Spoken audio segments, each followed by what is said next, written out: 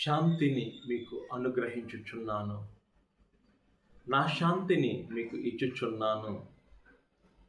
మీ హృదయములను కలవరపడనీయకుడు అని యేసు ప్రభువారు యోహాను సువార్త 14వ అధ్యాయము 27వ వచనంలో పలికారు.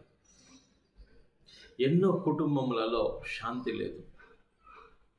ఎంతోమంది జీవితములలో శాంతి లేదు.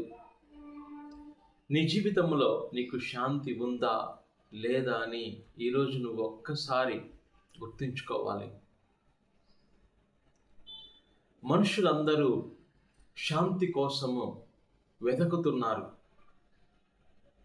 వెతికితే వచ్చేది శాంతి కాదండి. సృష్టికర్త అయినటువంటి దేవుని దగ్గర నువ్వు ఉన్నప్పుడే ఆ శాంతి నీకు లభిస్తుంది. శరీరముకు ఆహారము, నీరు కావాలి. శరీరము పోషించబడాలంటే ఇవి ఎంతో ప్రాముఖ్యం. అదే విధముగా మన ఆత్మకు కూడా ఆకలి, దాహము ఉంటుంది.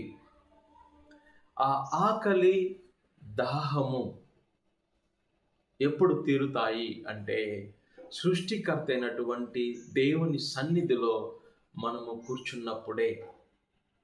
అందుకే ప్రభు పలికారు, నేనిచ్చేటువంటి శాంతి లోకములో ఎవ్వరు ఇవ్వలేరు.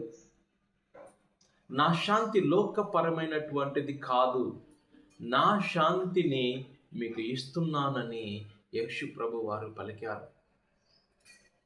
లోక శాంతికి దేవుని శాంతికి మధ్య చాలా తేడా ఉందండి. లోకములో ఉన్నటువంటి వస్తువులు మన దగ్గర ఉన్నప్పుడు, లోకపరమైనవి మన దగ్గర ఉన్నప్పుడు మనం సంతోషంగా ఉంటాము, మనకు శాంతి వస్తుంది అని మనం భ్రమపడుతుంటాం.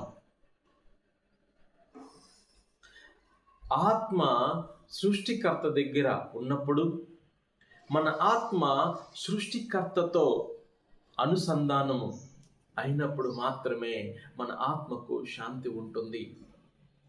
ఒక గొప్ప పునీతుడు పలుకుచున్నాడండి, నా ఆత్మకు శాంతి లేదు, నా ఆత్మ నిన్ను చేరేంత వరకు నాకు శాంతి లేదు దేవా అని మరి పునీత అగస్తిన్ గారు పలికారు. యేసు ప్రభువారు మాత్రమే నిజమైన శాంతిని మనకు ఇవ్వగలడు. శాంతి మనకు లభించాలంటే ఆయన సన్నిధిలో మనము కూర్చోవాలి. పర్సనల్గా నువ్వు ఆయనతో కూర్చోవాలి. నీ కుటుంబంలో నీకు శాంతి ఉండాలంటే కుటుంబంతో కలిసి ప్రార్థన చేయాలి. ప్రభు పలికారు, ఎక్కడ 2 లేక 3 నా పేరిట ఉన్నారో అక్కడ నేను ఉన్నాను అని ప్రభు పలికారు. లోకములో ఉన్న ప్రతి ఒక్కరు శాంతి కోసము పరిగెత్తుతున్నారండి. నాకు ఇది ఉంటే నేను సంతోషంగా ఉంటాను, నాకు అలా జరిగితే నాకు శాంతి ఉంటుంది, నాకు మనశ్శాంతి ఉంటుంది. ఎంతోమంది మనతో చెప్తుంటారు, నాకు మనశ్శాంతి లేదు, నా బ్రతుకి మనశ్శాంతి లేదని ఎంతోమంది మనతో చెప్తుంటారు.